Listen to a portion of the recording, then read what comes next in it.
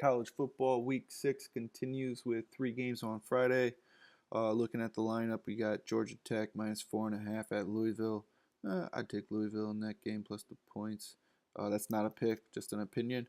Middle Tennessee State at Marshall -6, and then Utah State plus 2.5 at BYU, and that's the pick. I have a pick for Friday. That's the pick. Utah State plus 2.5 versus BYU.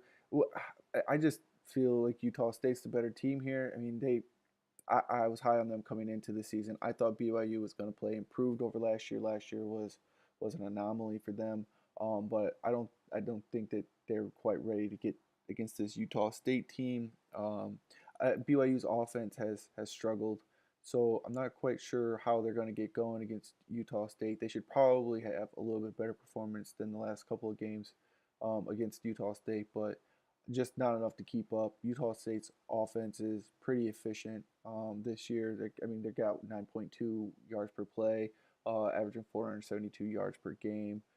So they're doing very well with the ball. And I just scoring a lot, almost 50% of the possessions they score. So I just don't think BYU can get enough offense generated to keep track. I know Utah State will.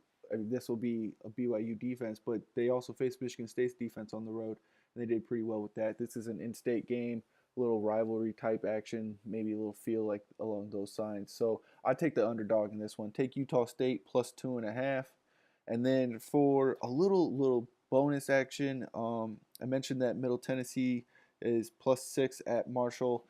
That line opened at Marshall -7.5, so it's a 1.5 move so far.